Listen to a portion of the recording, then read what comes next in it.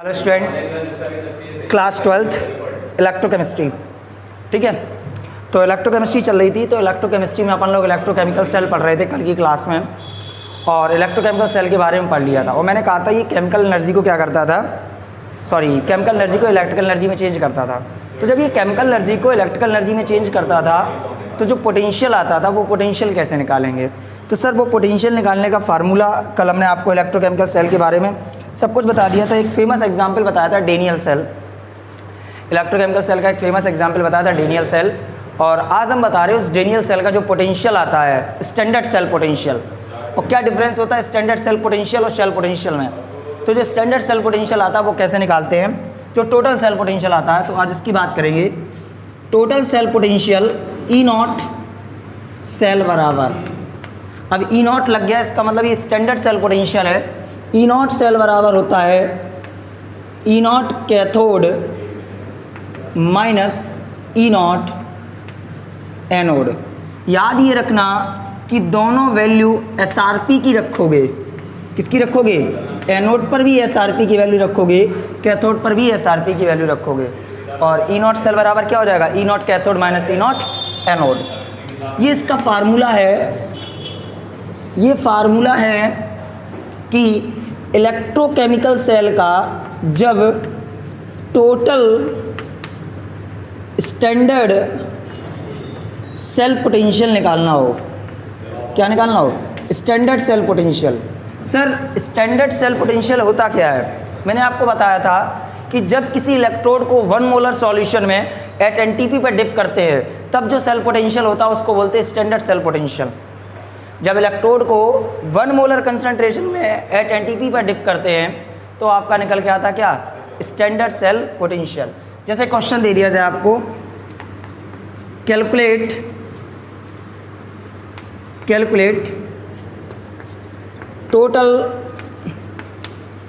Total standard cell potential of Daniell cell given that आपको दिया गया है, क्या दिया गया है, Zn solid Cu+2 aqueous gives Zn+2 aqueous और Cu सॉलिड, ये दिया गया है। और साथ में दिया गया है ई नॉट Zn से Zn+2 0.76 वोल्ट और ई नॉट Cu+2 से Cu 0.34 वोल्ट। ठीक है, ये आपको दिया गया है। चलिए इसका हमें टोटल स्टैंडर्ड सेल पोटेंशियल निकालना है। स्टैंडर्ड सेल पोटेंशियल आपको वैल्यू भी स्टैंडर्ड दी गई हैं, और स्टैंडर्ड का मतलब है कि ये वैल्यू जो आपका ये स्टैंडर्ड रिडक्शन पोटेंशियल जो भी दिया गया है ये वो आपका किस पे दिया गया है, at NTP in 1 molar solution दिया गया है। चलिए सबसे पहले ये डिसाइड करेंगे किसका एनोड किसका कैथोड बनेगा। देखो एक तरीका होता है रिएक्शन से चेक करने का किसका एनोड किसका कैथोड है, दूसरा तरीका होता है ये जो वैल्यू दी जाती हैं इन वैल्यू को देखकर। तो अगर हम इस तरीके से देखें तो Zn का ऑक्सीडेशन हो रहा है और कॉपर का रिडक्शन हो रहा है। जब ऑक्सीडेशन होता है तो आपका एनोड होता है, रिडक्शन होता है तो क्या होता है, कैथोड होता है। इसका मतलब जिंक का एनोड और कॉपर का कैथोड बनेगा।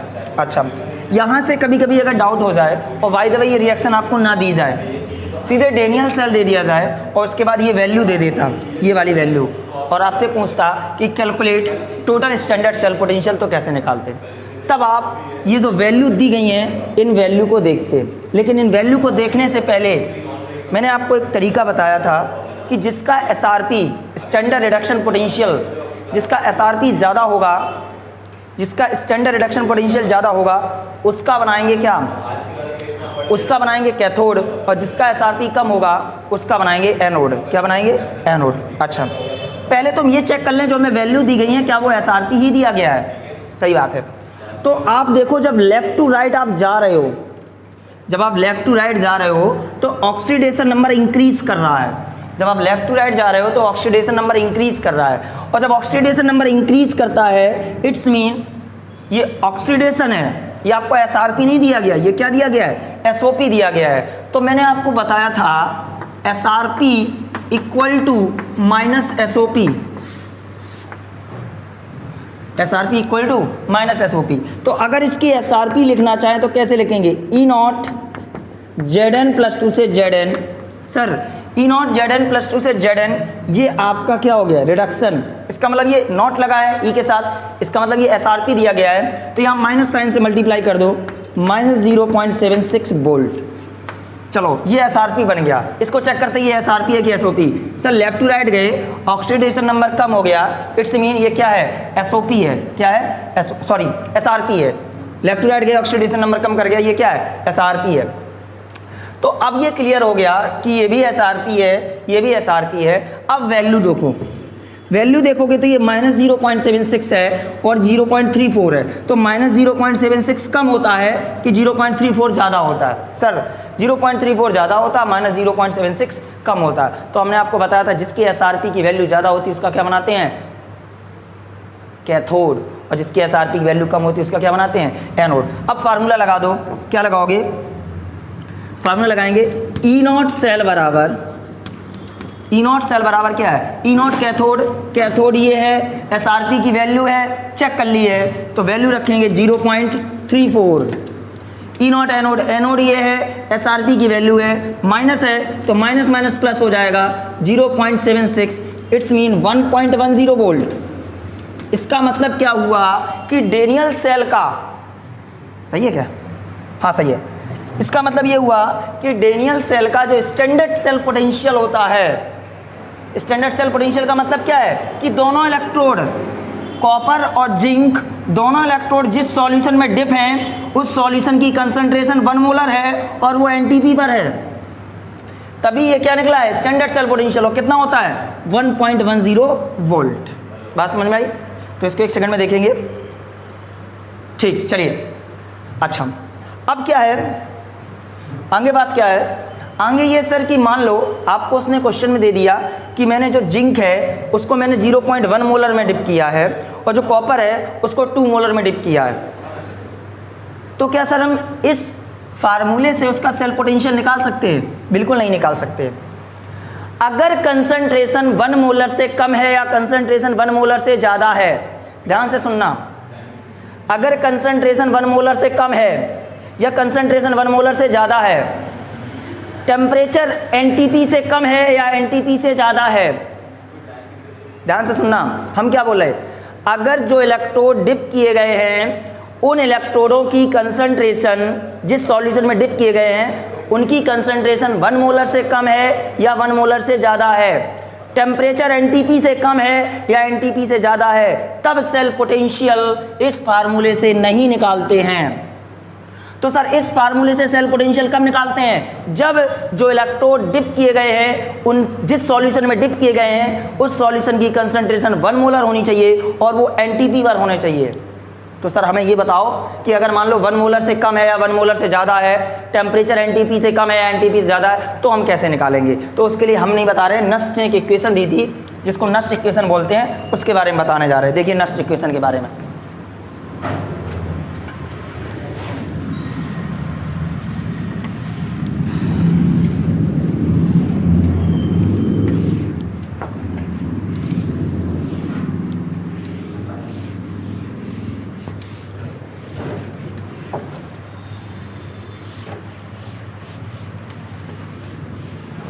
चलिए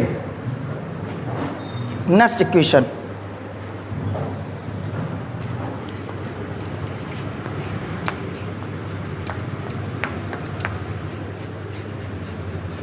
बहुत ही अच्छा आर्टिकल है नेक्स्ट इक्वेशन। पहली बात ये जानो नेक्स्ट इक्वेशन दी क्यों गई है। सर नेक्स्ट इक्वेशन दी गई है for the calculation of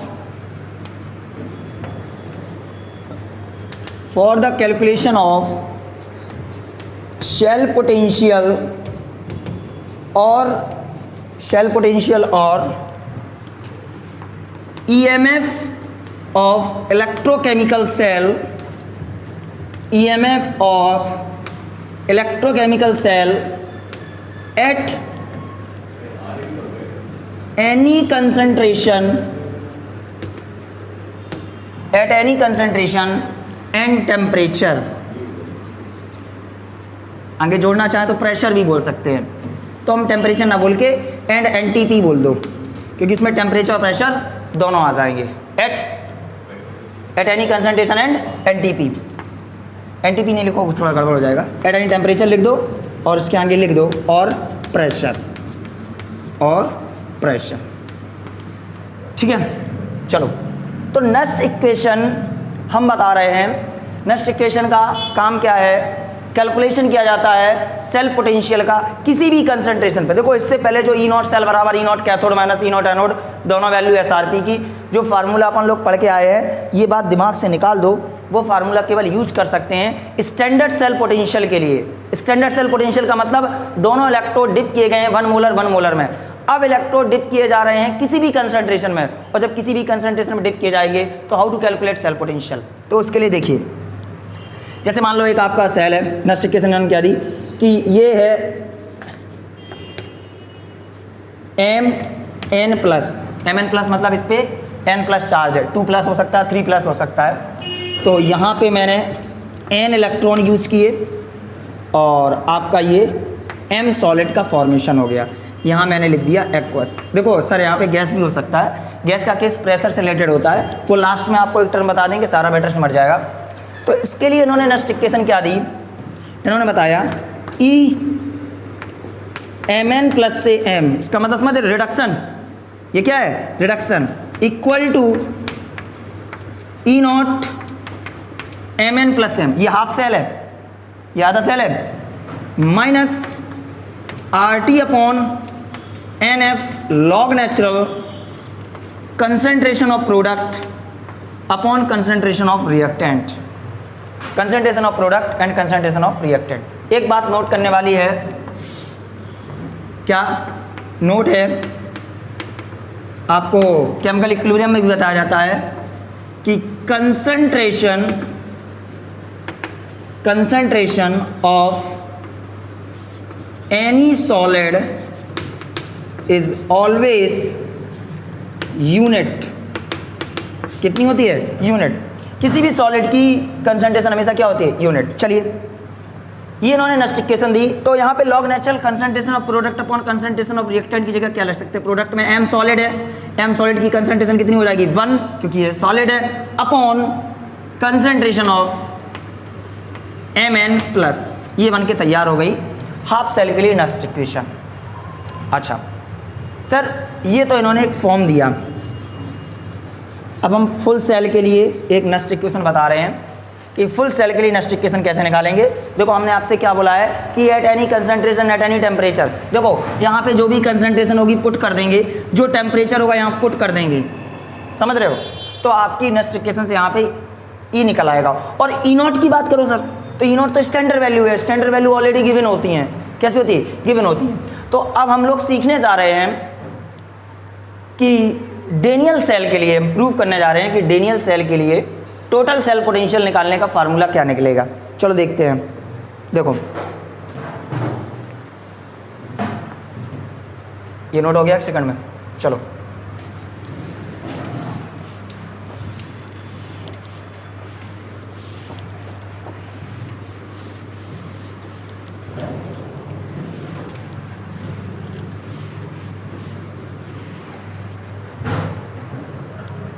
Daniell cell,